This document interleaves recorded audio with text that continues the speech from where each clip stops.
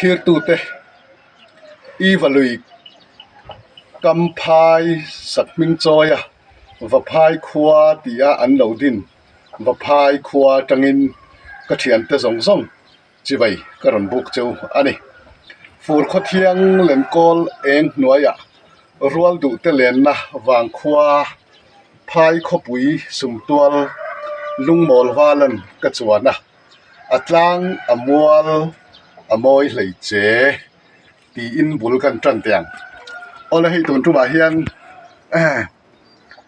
khua azong laya kan ngai san ti ila kan sei sual tam om lo ve ti chuan in hei tuna kan ngai san chan le khua zong laya kan ngai san chan tam tak zinga voina hian tlem kan sei du lai chu khiti lai tuna chu mina abo deuh chuk alang thei lawa poi khop maya chu mina bo chuk mai tlang khi tlang ming thang zaya mi sang kalta miril famta tena an lo choi tran tlang kha ania ti chuan khu ta a hnuai dewa khuan thasia ma seno nei na tlang an ti kha a om boka ti chuan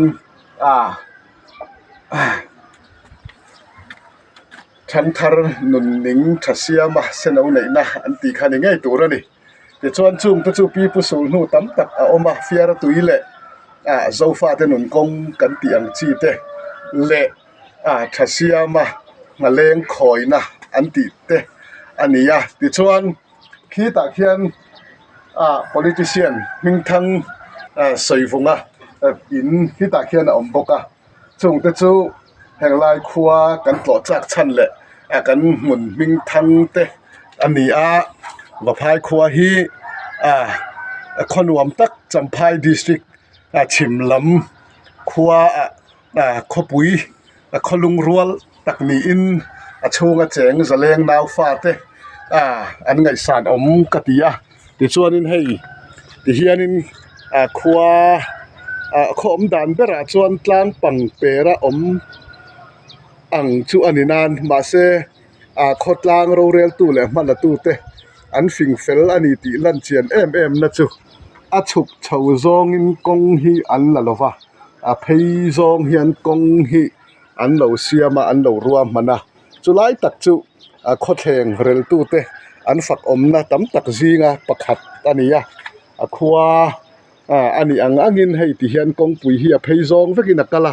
ti chuan he tiang hian kong pui he ti zonga a phei zonga kal hi kong sari vel mi kal kha kong sari vel ni in ti hianin a phei zong in nakala chu tiang ang chu va phai khotheng om dan ani karla alen rual te va phai khua hi khoya nge om ti te le eng tiang khodin mun nge ani ti te in lo riat ve atana ka han sei ni ta sela ti chuan a khua hi tu te kam ma ka dong lova chung ko zanga vel kho sa ni tura ka nga ya adik tura te po ngai ta ila ti chuan Myanmar buaya wanga mun himram ron bela ral tlan ti chung kwa ngin chung ko zali vel an mani zat do tho in an finani ti te kan ria chung te chu he khotlang dun din mun ania lainap na le mangai na khongai na in ral tlan ram buaya wanga an mani khwa le tui ron bel tu te khwa le tui tha ni po abikin kan Myanmar buaya wanga ron tlan an unaw te hian khwa le tui tha ni po an thin ho lawang ti kan ringa ma se chu tiang kara chuan khwa le tui tha anga lo enin do thei takin he va phai khotlang ro rel tu te le YML le mi mal ang te ko san le pol sang ang ten thei tok choin kan unaw ral tlan ten lo dong songa in lo en colony ti te kan han thre zela chung te po chu voin tun din mona video kan han lak chan te ania eng po ni se kan han du la ya chu he khua hi full reng sela ti chuan achunga cheng zaleng naw fa po lung rual takin lo om lo kho sa zelula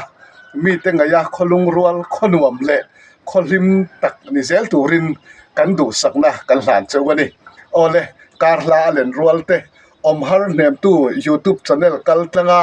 kan han sei du chu va phai khua hi kholim tlang khonuam kholung rual mi te eng ton tlak kho fel fai kho sa om ni zel turin kan om har nem tu YouTube channel kal tlangin kan du sakna kan ron hlan chawani he kan video min lo thlir sak tu te song song va phai khuwa atangin chibai kan ron buk chawa va phai khuwa tang vekin mangtha ule